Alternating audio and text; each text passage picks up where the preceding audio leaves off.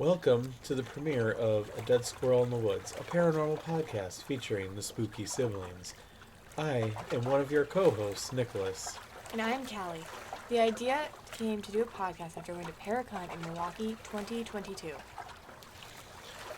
Now, some history on me. I am a Marine. I served right out of high school for 8 years, and I am very active in community theater in the county and surrounding area I live in. I work a regular job, and this is a hobby and a fun adventure to learn about history and stories in Wisconsin. I've been interested in dark history and folklore for years and love watching horror movies. The Conjuring is one of my favorites. I am also a big Walking Dead fan. A little bit about me is that I'm a sophomore in high school. I'm the youngest of 7, and I happen to be an aunt of 20. I am very involved in robotics, forensics, and drama, and I also have a part-time job, and this is my hobby on the side. And I also am very involved in horror and paranormal investigating. For this season, we plan on taking Wisconsin tales and locations and researching and looking into their haunted history. Topics ranging from UFOs, and Wisconsin has a very rich history in UFOs. We will take historical places, we will look into adventures on the Great Lakes. This week, or this episode, we will feature the Apostle Islands in LaPointe, Wisconsin. As we go forward, we might expand into surrounding states, and I can tell you one of them that we researched has a link to Wisconsin and Michigan. The goal is to do research and visit these places and actually go to them at some point, the ones that we can feasibly go to.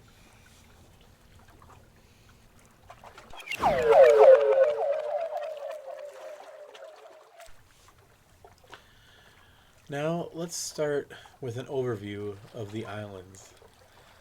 This is not paranormal related, this is just some facts about the island. First, the islands are a group of 22 islands in Lake Superior off of Bayfield Peninsula in northwestern Wisconsin. Archaeologists have found evidence of human activity as early as 100 BC. French traders arrived in 1640, and this is when the area got the name LaPointe. In 1693, it was fortified and made an official trading post. And lastly, the name Apostle Islands is inspired by the 12 apostles from the Bible and was given that title by a New France historian. Now you may be asking, what is New France? Well, New France was the first French settlement in North America from 1534 to 1763. This is the Quebec area of Canada now. They were fur traders by trade.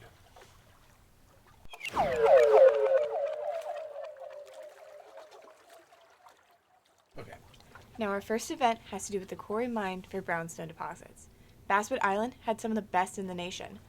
Brownstone from Basswood was used to be part of the Milwaukee County Courthouse.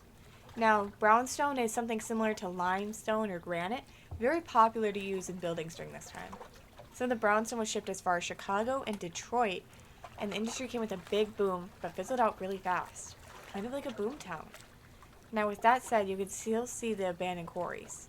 You can discover old rusted tools and cut brownstone that was never shipped. That sounds really scary. Yeah, that'd be interesting to see that. Oh man.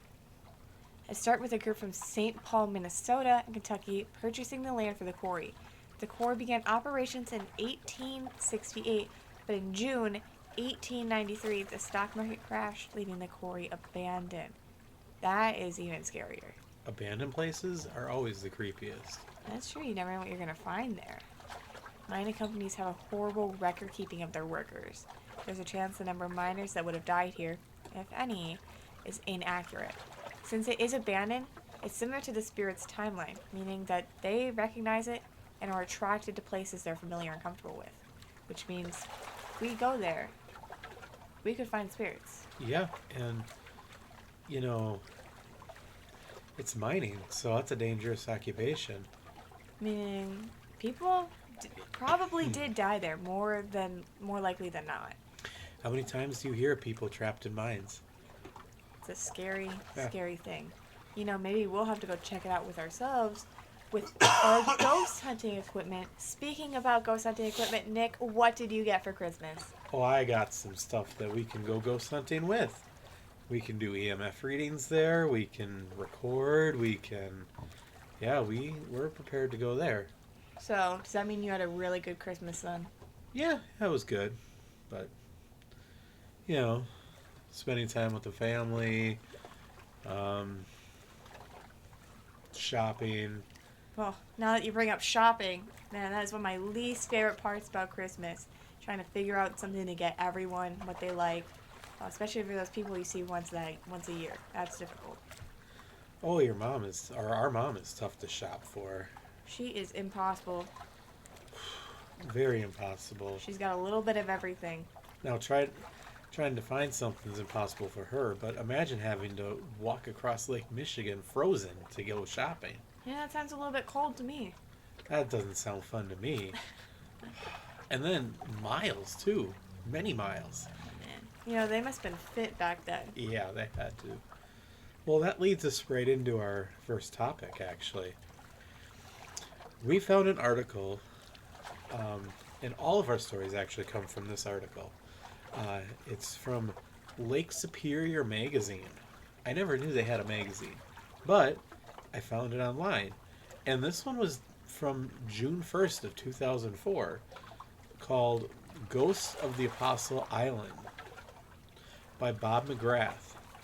And at the time of this article, the author does state that no sightings in his article have been verified. These are all myths or legends.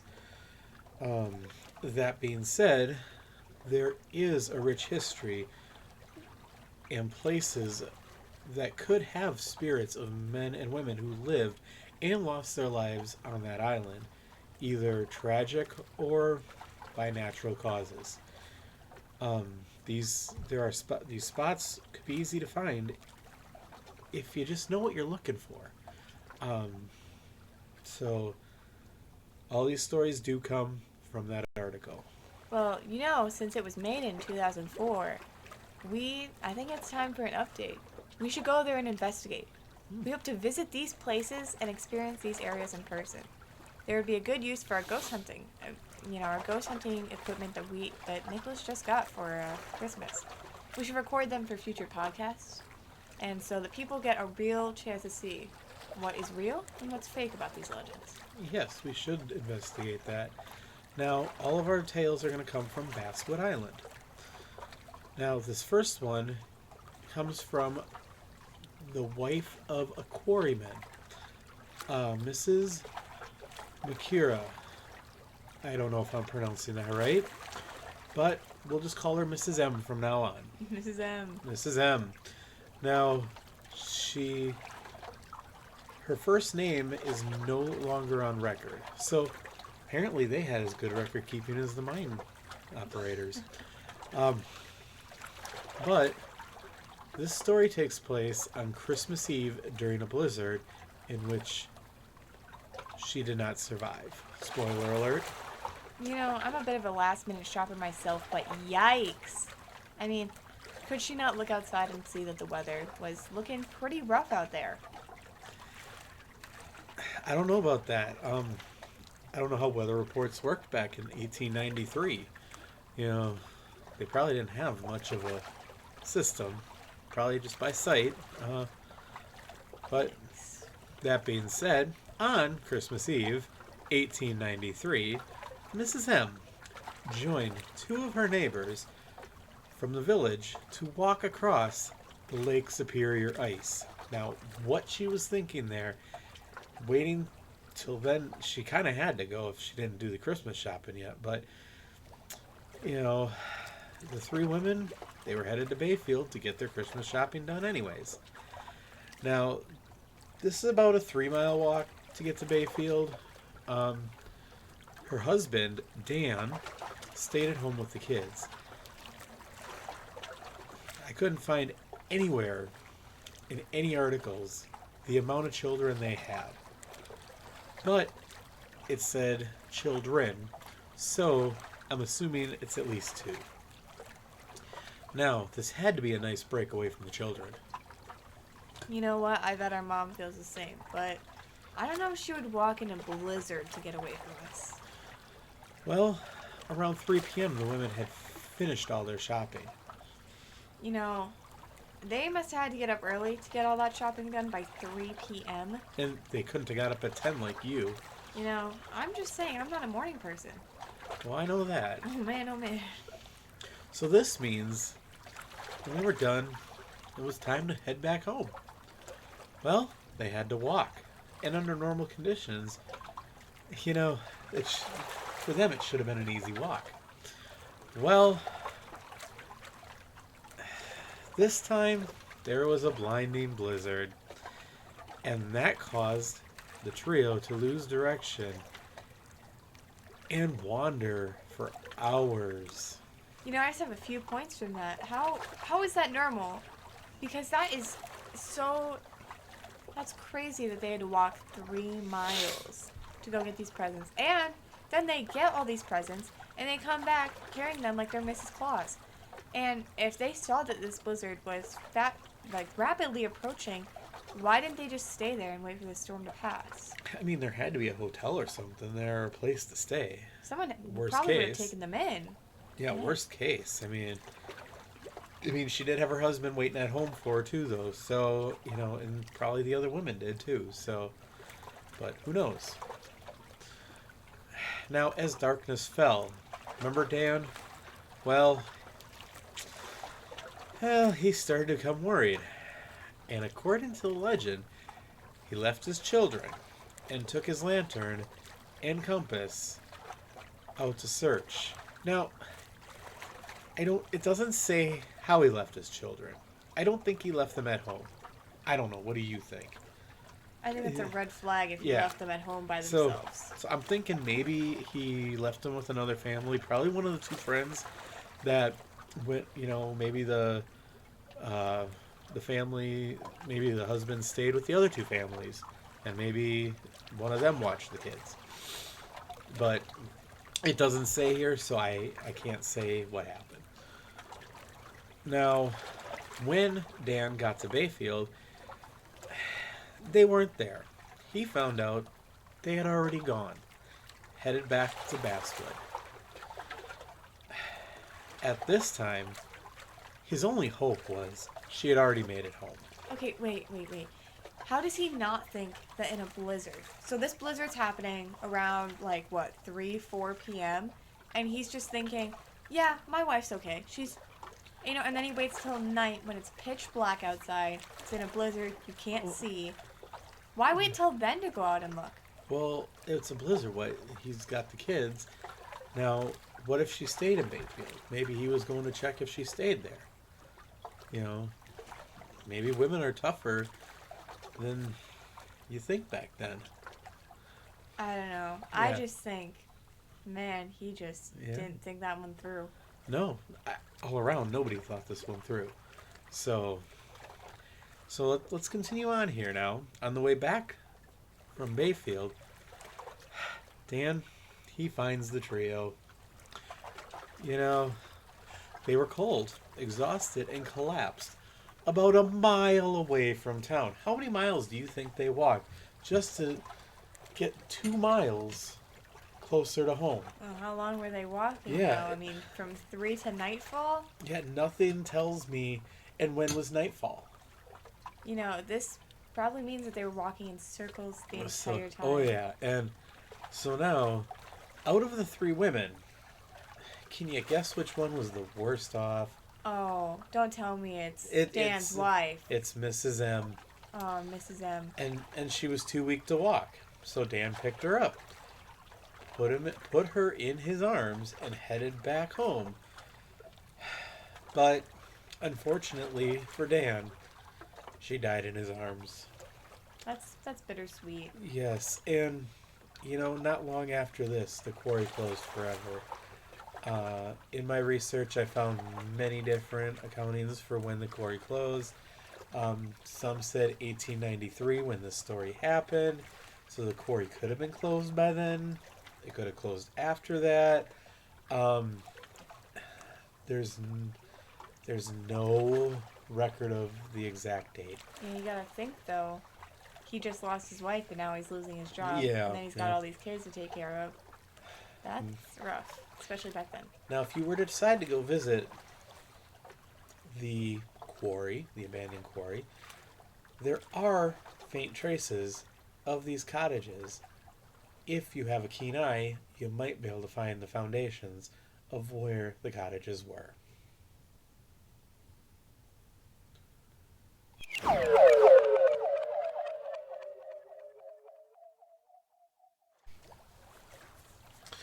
So, Callie, question for you. Oh, I'm Do here to you, answer. Do you play some instruments involved in music in any way, or... Well, I'd say I'm pretty involved in music. I'm in 4 bands. I play the trumpet.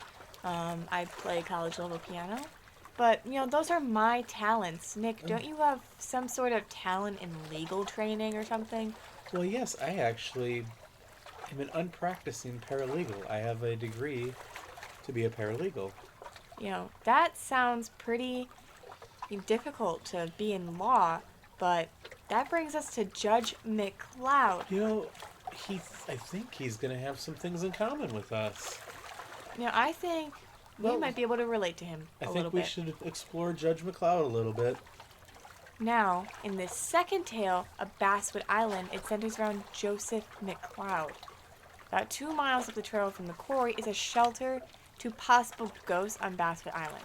This is the point of the forest where it opens up to like a grassy field edged with crumbling walls. It looks pretty abandoned. On one end, there's an ancient apple orchard. On the other end, there are remains of several wooden buildings.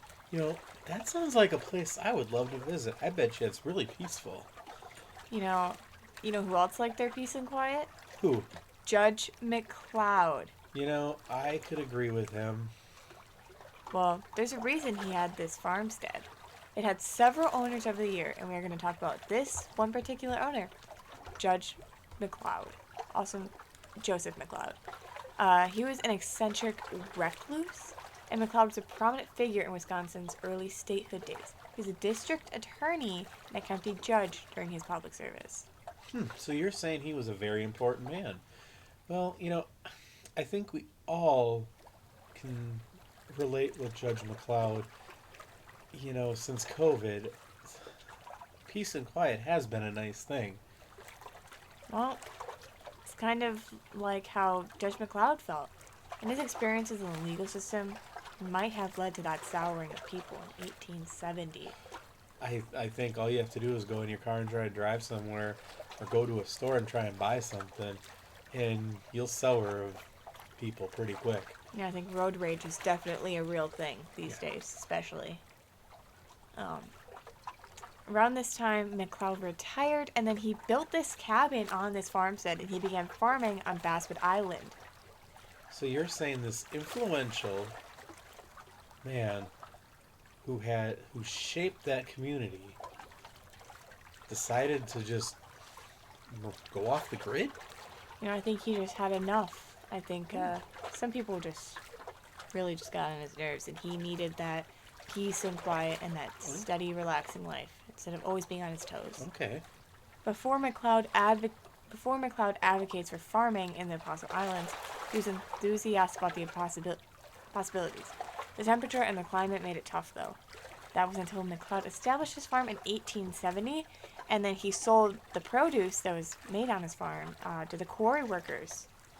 Wow, that's a nice little side hustle. So he found a way to be relevant when he went off the grid still. Yeah, he still found a way to help his community, and Okay. actually very sweet of him for seeming like this solitude and Yeah. an old grumpy man. Okay. McLeod's passion was not farming, but it was actually music. Oh. He had a small pump organ, and on rare occasions he had visitors. He would play his latest compositions. Now, composing music is not easy. I did that for 2 years. It's very difficult. McLeod died in 1900, so 30 years after he started this farm, he died. And soon after, Elisha Bingham took possession of the farm and ran it until 1923. The farm was viable during the mining era of the island, but the isolation became its downfall. Apples still grow on the trees that are left unattended. If you're looking for a relaxing place to go to that farm and enjoy an apple and listen for the organ music. Oh, so if I wanted to just enjoy a good apple and relax and take in some scenery, that would be a great location to go visit? I think so. I think it's Okay. gorgeous during the day and it's frightening at night. All right. Well, this is our two tales. Well, I think that about wraps it up. A few more things before we sign off here. First, Basswood Island is just about a mile off of the coastline, and it is a beautiful island. From the pictures I've seen, it is a very serene place to go. And I could see where you could get a sense of solitude. There are many beachfront views and hiking trails, so there's a lot to do if you like adventure. The history dates back to the Civil War. There are 3 ways to get to the island: kayaking, boating, and a ferry shuttle. All the boats do dock at the pier, and the cost is $15. Now, it might be more at this time, but from what I looked up and what I found, it was at $15 at the time. One can wander and find many things, such as the abandoned quarry we talked about, the docks, farms, maybe Judge McLeod's farm, and these are among the forest. So a lot of these are hidden. So if you're looking for adventure, this would be a good place to go. If you do plan on camping, make sure to secure a camping permit. So you're saying that we could go and adventure on these properties? Yes, we could. So you're saying that we should go and adventure on these properties? Yes, I think so, considering there have been no confirmed sightings on Basswood Island. But investigators keep going to find proof. I think it's a good idea to keep trying to find proof. Who knows what's out there? Yeah, I mean, I think if it hasn't changed that much, still abandoned. As I said earlier, ghosts are drawn to places they recognize. Yes, they are. That is true. Well, thanks for listening to our podcast. Come back for our future podcasts.